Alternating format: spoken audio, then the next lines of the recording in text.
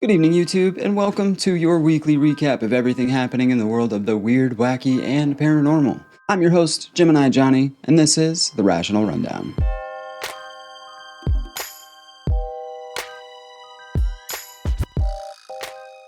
The UAPDA could be the biggest game changer in the history of UFO research. Here's what you need to know about it. To truly understand how we got to a place where the Unidentified Aerial Phenomena Disclosure Act is even possible, let's do a quick recap of the history of UFO disclosure overall. So we all remember the 1947 Roswell incident that was supposedly a weather balloon, not a crashed UFO that they took to New Mexico or Area 51 or somewhere else undisclosed. One of the most famous UFO incidents in the world, UFO sightings, and seems like they covered it up. However, this did lead to Project Sign, the United States Air Force's first foray into UFO exploration, trying to figure out what the heck these things are. The sole purpose of this project was to collect and disseminate UFO information within the US government. The goal of the project was to collect, evaluate, and distribute within the government all information relating to UFO sightings on the premise that they might represent a national security concern. So as far back as 1948, we've been taking these things seriously. Project Sign was short-lived, however, as it was replaced with Project Grudge in 1949. Project Grudge took a much more skeptical approach, we shall say. Project Grudge was intended to alleviate public anxiety over UFOs and persuade the public that UFOs constituted nothing unusual or extraordinary. AKA, they were lying. That was the only point of Project Grudge. You'll notice that last sentence there. The project formally ended in December of 1949, but continued in a minimal capacity until late 1999. So they just had it secretly running for 50 years. I don't know, it's interesting. And we have arguably the most famous investigation by the Air Force into UFOs, Project Blue Book. Not to be confused with Project Blue Beam, which is 100% not true. It's all a hoax. Project Blue Beam, not real. Project Blue Book, very real. All right. Project Blue Book was the United States Air Force's well-known investigation into the UFOs, now known as UAPs. The project collected and analyzed over 12,000 reports of UFO sightings, and they concluded that most of these sightings were explainable by natural phenomena such as weather balloons, aircraft, or astronomical events. Okay. A small percentage of these cases do remain unexplained, and the project was officially terminated in 1969, stating that UFOs did not pose a threat to national security. So, allegedly, and officially closed and terminated in 1969. Also, you'll hear about these dorks once in a while. MJ-12, Majestic 12, Magic 12. Complete crap. None of it's true. All of Majestic 12 is BS, and it's been proven to be a hoax that was given out by a disinformation agent. And this is not opinion. This was all an admitted hoax by these two. On the screen from left to right is William Bill Moore and then Richard Doty. These are admitted hoax perpetrators. All things Majestic 12, Magic 12, MJ12 are a hoax first perpetrated by admitted disinformation agents Richard Doty and William Moore, targeting renowned ufologists Stanton T. Friedman and Timothy Good. So, one more time, MJ12, load of hooey, bullcrap, not true, all a hoax, proven, known to be true. That it's not true. And America's not the only one researching these phenomena. There's Project Magnet in Canada, Project, I don't know how to say that, but Condon, I'm guessing? Condon Committee. And they did a 400-page document titled The Unidentified Aerial Phenomenon in the UK Air Defense Region. Norway, there's also GIPAN or GIPAN, I'm guessing GIPAN because it's group, Unidentified Aerospace Phenomena Research and Information Group. So obviously, French group, but there's also Apuracao Prado. Probably not saying that right either, but they're studying them down in Brazil. We're studying these things all over the world. It's crazy. But bringing it back to America and the more modern day, we have ATIP. And you may remember Luis Elizondo as the whistleblower in the case about ATIP and telling the public about its existence. The Advanced Aerospace Threat Identification Program was a secret investigatory effort funded by the US government to study UFOs. The program began in 2007 and was publicly known about in 2017. It was headed by Luis Elizondo at the Pentagon and investigated reports of unexplained aerial phenomena, including encounters by military pilots. Now, all UFO enthusiasts remember this clip on the bottom here. My hand cuts off, but we all remember this. And if you stay up to date, then you probably remember the top clip as well. But these were the congressional hearings held last July, I believe, almost a little over a year ago. And this is what led to the UAPDA in the first place. I'm gonna make sure I get my acronyms right. Well, thank you, Mr. Chairman, and I want to thank first our witnesses for joining us today. Do you believe that our government is in possession of UAPs? Absolutely, based on interviewing over 40 witnesses over 4 years. Do you believe UAPs pose a potential threat to our national security? Yes. The technology that we faced was far superior than anything that we had. You're talking something that can go into space, go someplace, drop down in a matter of seconds, do whatever it wants, and leave. And there's nothing we can do about it. Do you have any personal knowledge of people who have been harmed or injured in efforts to cover up or conceal these extraterrestrial technology? Yes. Anyone been murdered that you would think that you know of or have heard of, I guess? I have to be careful asking that question. What percentage of UAP sightings, in your belief, go unreported by our pilots? I would estimate we're somewhere near 5% reporting, perhaps. So like 95% basically don't report seeing UAPs. All right, now remember these faces, because these are major players in this entire disclosure thing. Senator Garcia, California, he's a California senator. Obviously, you have Grush, David Grush, he was a former intelligence official. This is Glenn Grothman. These people are all on this board that are overseeing hearings and hearing people out and trying to set up ways for people to, people as in pilots and people who have experiences with UFOs, for them to be able to come forward and tell their story without being ridiculed or punished or labeled as crazy. So this is huge in U.S. political space, in human political space. There's huge implications on what can happen in the future, and it feels like we are definitely in the first steps of disclosure. This is what originally led to the UAPDA. Now, there are people fighting against the UAPDA. Now, you would think having a bipartisan effort that is pushing for more transparency in what the U.S. government knows about UFOs and extraterrestrials would be a good thing, but of course, they stripped it. I'm going up the hill to vote against the NDAA, the National Defense Authorization Act. It is $886.3 billion. And the Pentagon, as you know, has not passed an audit. They don't know where 50% of their assets are. Of course, the UAP-UFO issue, they gutted all of our amendments. Mine, which was for total disclosure. And actually, Senator Schumer, if you can imagine that, the most powerful man in the Senate. And they are continuing just to rub our face in it. So basically, if I'm understanding this correctly, and I might not be because I'm not an expert, but this is what seems to be going on. The bipartisan bill came forward, the UAPDA, for almost full disclosure as far as what's going on and what intelligence the US government has. It also provided avenues for pilots and civilians alike to come forward and be able to tell their stories. But then that was countered by the NDAA, the National Defense Authorization Act, which, to my understanding, again, not an expert, is basically the budget for the year. They basically didn't give the UAPA nearly the amount of stuff they were requesting and kind of vetoed a lot of it. Shortcomings of the conference committee agreement that are now being voted on were the rejection, first of all, of a government-wide review board composed of expert citizens, presidentially appointed and Senate confirmed, to control the process of reviewing the records and recommending to the president what records should be released immediately or postponed, and a requirement as a transparency measure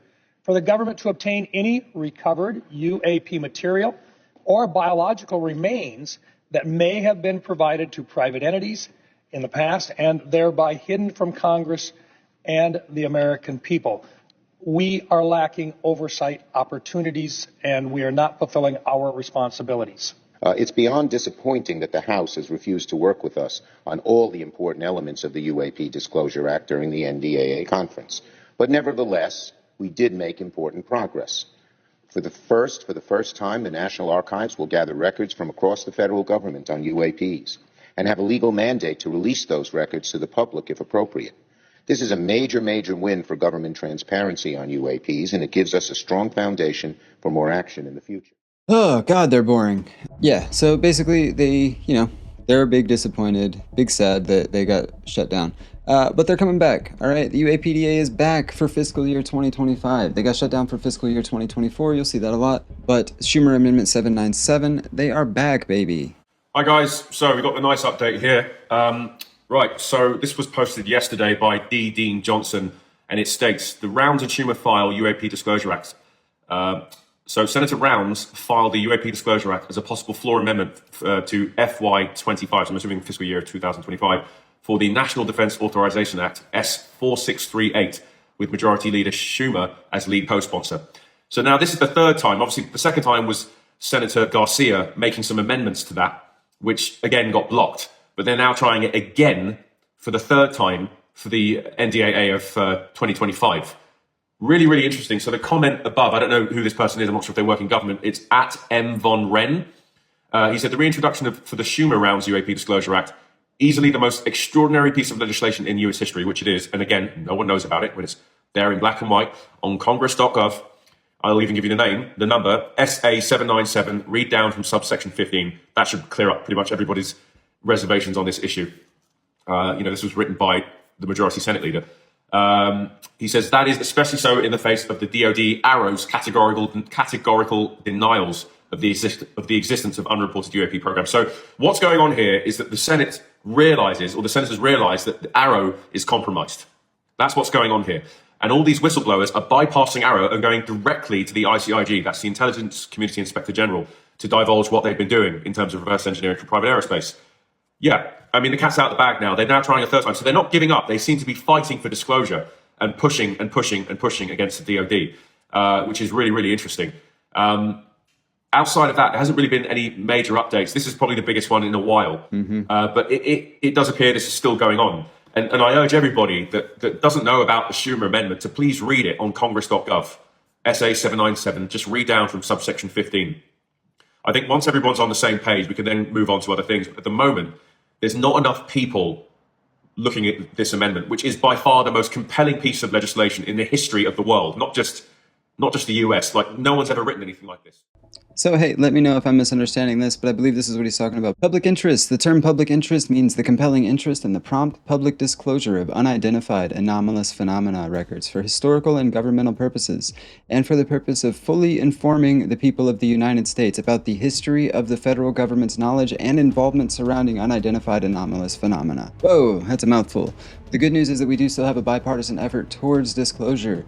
The bad news is we've got the entire Department of Defense seemingly fighting against it, allegedly.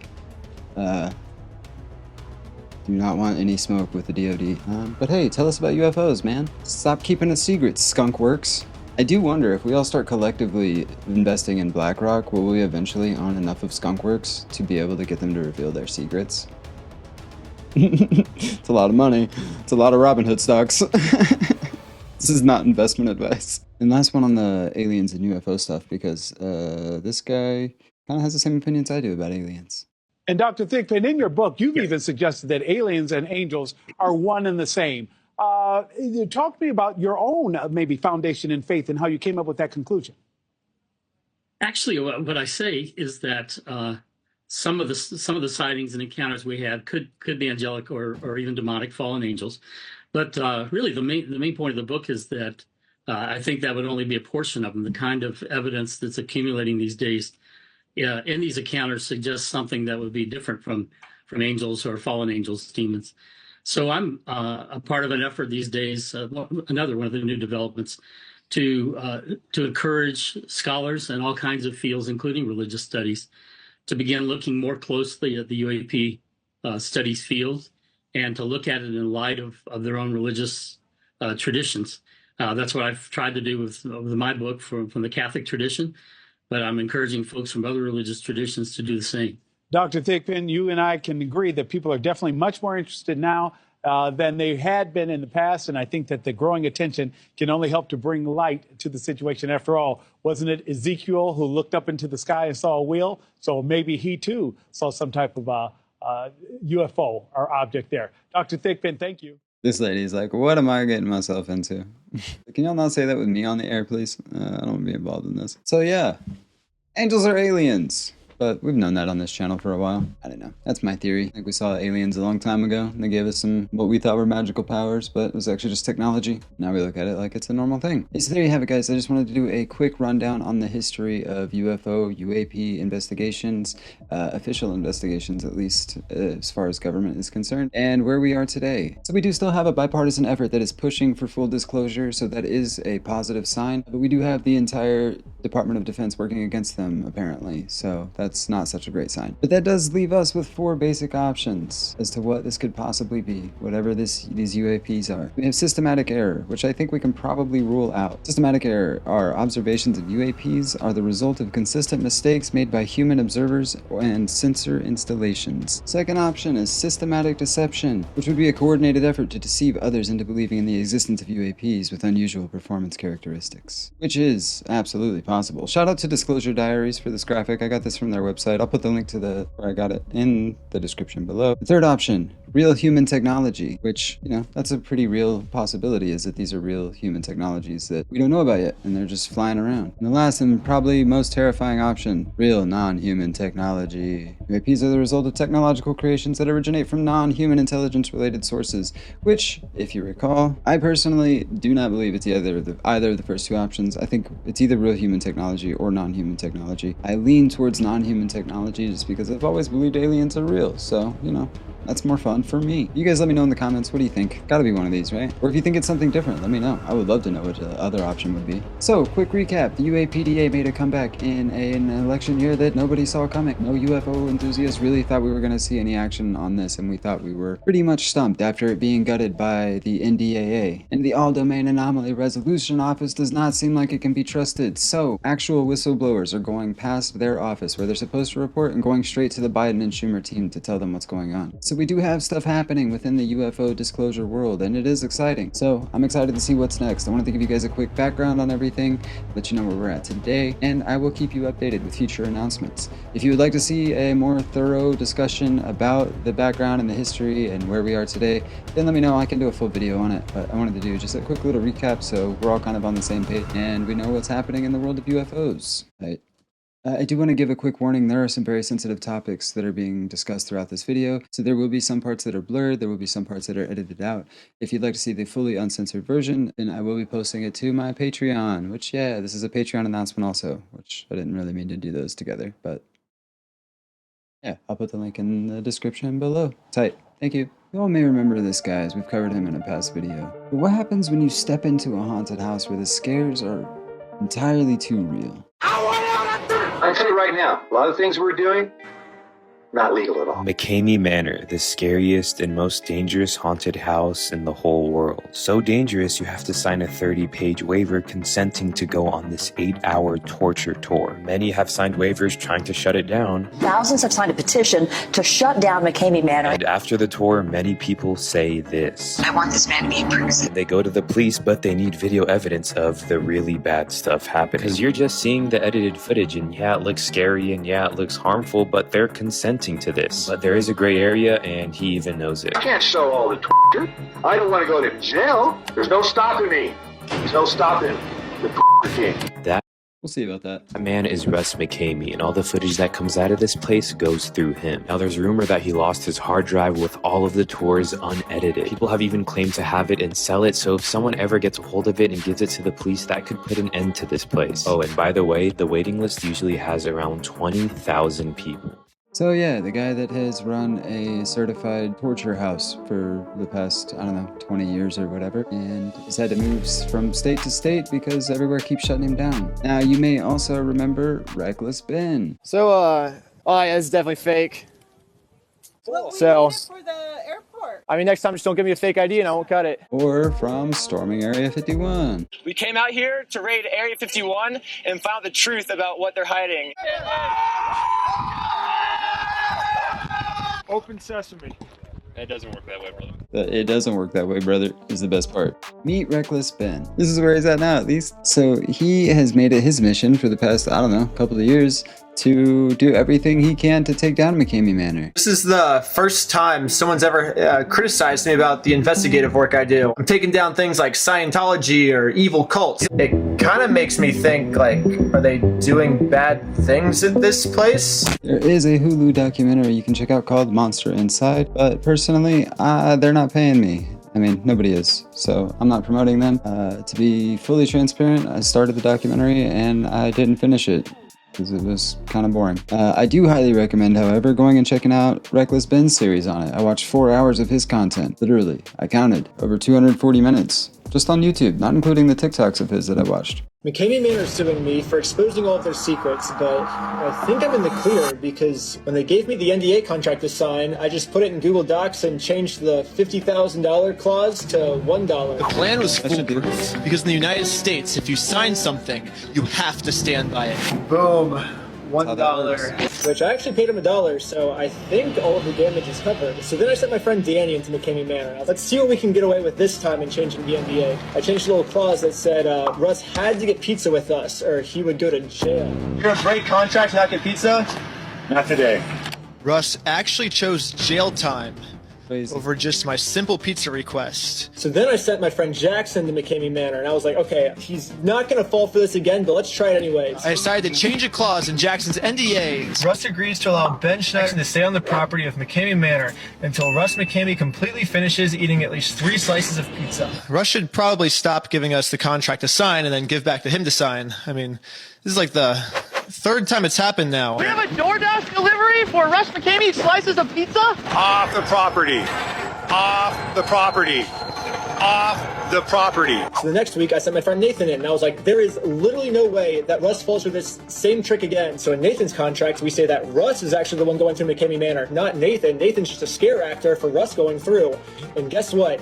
He fell for it. So McKamey Manor now has a new reason to sue me. Quick update. The whole point of all of this is why you don't mess with guys named Ben. That guy should have seen it coming. No, he did get charged with these things. Nah, just kidding. Had nothing to do with Ben. I mean, maybe it had something to do with Ben. They might have started looking into him because of that. And I think because of the documentary. The owner of a controversial Tennessee Halloween attraction featured in a Hulu documentary has been arrested for the attempted murder of his girlfriend. Russ Allen McKamey, the owner of McKamey Manor, was initially arrested on a domestic assault charge after he allegedly strangled his girlfriend on July 17th. So yeah, piece of shit, go to jail, goodbye, throw away the key. Yeah, I mean, I think anyone who watched any of those videos probably knew that that dude's a little twisted and he's got some stuff going on upstairs, you know? No normal person wants to do that with their lives, just torture people.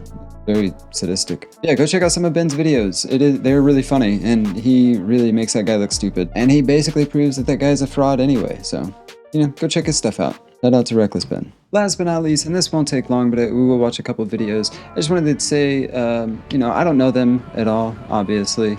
I don't know, this seems obvious to me. But I wanted to say a quick shout out to the Faze Clan. I think they really stepped up a couple weeks ago. And by now you guys may all know the story of Sketch. And he is a streamer that is, I believe, in the Faze Clan, or he's heavily involved with the Faze Clan. He reached some level of like internet fame about almost a year ago, a little over a year ago, I think, in the last couple of years at least. And he recently had some photos and videos of what was alleged to be... Well, first, let's introduce Sketch. Sad life of Sketch. In 1999, Sketch was born to the world. His mother claims that Sketch growing up was a very strange baby. He already knew words coming out of the womb. Throughout 2010 to 2017 in Sketch's teenager years, he was severely bullied because of his big dreams in life. In 2018, Sketch, at age 19, with absolutely no money living a sad life, jumping from college to college. He had very poor grades throughout his entire school life. In 2020, Sketch, at age 21, would get a letter from the dean of his college and ended up getting kicked out of his 5th college he tried. In 2022, Sketch, at age 23, doing absolutely nothing with his life, except sitting around playing games 16 hours a day. In January 2023, Sketch, at age 24, hit his breaking point. He decided to start a TikTok page and began stealing other people's content in hopes to gain followers. And in July of 2023, Sketch began streaming on TikTok. In September of 2023, Sketch got his first ever viral TikTok video, gaining over 1.1 million views and gaining thousands of followers. In December 2023,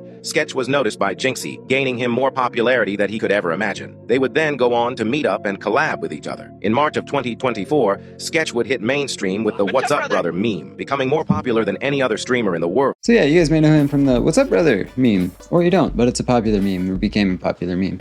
They kind of glossed over some stuff there, which we'll get into. Yeah, he seems like an all-around good kid. I've never seen anybody talk bad about him. He seemed very nice. All the clips I see of him, he seems like he's being really nice. But he was canceled for like doing this character because he does, you know, he acts a little, he does a character. I don't know, go watch his stuff and you'll see what I mean. The morality of that is, you know, questionable, I guess. It depends on who you ask, but overall he seems like a nice kid, and I see fan interactions of him and he always seems like a really nice kid. Apparently it came from this YouTuber Pocketbook, who uploaded a video which is going to be a couple days old. And So first of all, screw this guy. or person. It's shitty of you to go find someone's old content and repost it with the intentions of like canceling somebody or trying to get a viral clip for yourself or something. It's a really shitty thing to do. Just want to throw that out there. In a few hours, called The Real Sketch, The Untold Story of Gemini Manor. Now, for how widespread this video is, it doesn't actually have a lot of views. It's got like 330,000 views, which like isn't really a lot, to be fair. But I guess people might have seen this video and then shared it all over TikTok and basically just like, you know, just exposing the guy's past. Now, I don't really want to go over this entire video. The only reason I wanted to show it is because what the guy does who uploads this video to kind of, you know, deflect any kind of criticism, he basically puts in this disclaimer that this is all like kind of investigative journalism and he's not clout chasing. So then this is where the story actually gets good, because right now it's just a normal cancellation, who cares story. When I first heard about this, I was like, my first reaction was, who cares? Like, he wasn't doing stuff with children, he wasn't doing anything illegal, he was doing stuff and posting it, and people were paying for it, obviously, if he was making money doing it. So who are you mad at? Him for doing it, or people that enjoy that kind of content? And look, I don't care who you do what with. If all parties involved are consenting adults, have at it. I don't care. As long as everybody agrees that what you're doing is consensual, who cares what anyone's doing in the privacy of their own homes? And even if they're recording it and putting it on the internet for money, like, we're not gonna judge somebody for that. Who cares? Which leads into my next point. Faze didn't at all. You know, Faze is a bunch of young guys. A lot of them are kind of like, you know, machismo. So I wasn't really sure how the reaction was gonna go, but they have like 100% had his back. Anyway, Sketch comes out almost immediately and admits it, and it's kind of hilarious. So let's watch that. Elephant in the room, I got a haircut. Wasn't planning on doing this today, but I guess so. Okay, I'll start from the top. Look at this, open and honest. That was me. 2 years ago, I did some stuff. I'm sorry if you've seen some of the stuff. You know, I'm a changed person. Which, like, why? You don't I need did to be- not have sexual relations with that man. I'm just kidding. I did, possibly. Cat's out of the bag. I was dealing with some addiction problems, a couple of them, but no excuse there. What, I guess. Just trying to give you some background here. But on a real note, I've been living under the threat of that coming out for like 2 years. I'll be honest, plan A was probably to call it quits if this ever came out. But some people saved me. Shout out Banks. Shout out my parents, like, shout out y'all, like, I fucked up, but I'm changed. Yeah, that's about it, though. If I was alone and I was at my house, I probably wouldn't be talking to you right now. Really sad. But the people at Faze, Banks, especially, and my friends that I've made over the past couple years came and they saved me. So the leader of Faze Banks, posted this. Not everything needs to be broadcast and farmed, but since y'all want to jump to crazy assumptions, Sketch told me to post these receipts. All the Faze boys were with him last night. Sketch was my homie yesterday. He's my homie today. He'll be my homie tomorrow. You guys are effing weirdos. Which, facts. If you are a grown adult and you are more worried about the actions of other consenting adults than you are your own life, you're a weirdo. I'm gonna say it straight up. Like, you're a weirdo. Like, that's a weird thing to do. You shouldn't care that much about other people's actions. You should focus on yourself and seek inner healing and probably figure out why it is that you're so concerned with other people's actions. Just a thought. But he's back. Look at this here. I have good news and I have great news. I have good news and I have great news. College football's back. Right, and we're gonna play it right now. I want to play it, but I don't have an Xbox or PlayStation, so. Thank you for the gifted. Thank you for the subs. Can you hear everything okay? But yeah, so the kid is back. He's streaming. He seems to be doing okay. I don't know. I don't even know why I'm really reporting on this. I just wanted to, it was a weird thing that happened on the internet. So I just thought it was cool that the internet, at the very first, there was a lot of just negativity out around this. And then it kind of all got nipped in the bud when everybody else was like, who cares? So shout out to the internet one time. Shout out to Faze. Shout out to Sketch. Glad they're doing okay. Please have me on a stream. Just kidding, but also not really. So there you have it, folks. That is another episode of the Rational Rundown in the books. We did it, we done it. We're doing it some more. That's right, I'm gonna do it over here too. Let me know your thoughts. What do you think of things like the McKamey Manor? Should we allow legalized torture and, You could go pay to have somebody do that to you, or should things like that be outlawed? I don't know. It's a free country. I guess people should be allowed to do what they want, but also you have weirdos and creeps like Russ McKamey that are going to do it. Also, he is apparently super litigious and likes to sue people that talk about him, so, you know, be sure and like and subscribe. I'm taking a risk here. Don't forget to check out Ben's YouTube. I'll put that in the description below. I'll also put links to pretty much everything I talked about that I can remember, and if I'm missing anything, let me know in the comments and I'll find it for you. Ben does an entire YouTube documentary series about infiltrating Scientology that is really good and better than most Scientology documentaries you'll see on Hulu and Netflix, so check that out on his YouTube channel. And shout out to Ben for doing all that good work. I will continue to keep you updated with UFO updates and what's going on in the government and with disclosure and all that fun stuff. So I'll try to keep you updated as much as I can. If you have any topics or stories or anything you would like me to cover, then feel free to send it to my email. I'll put it right up at the top here. I do plan to do like a mailbag type of segment for the future of this series. So if you have anything you'd like to talk about, whether it's a ghost story, UFO sighting, or you know, a link to something interesting, send it over to my email and maybe I'll feature it in a future video. Don't forget to like and subscribe for future updates on everything happening in the world of the weird, wacky, and the paranormal. We plan to do these videos every Sunday, releasing at 4:15, although this one may come out on Monday because it's getting kind of late, so thanks. This has been the Rational Rundown. I'm your host, Gemini Jonny. We'll see you next week.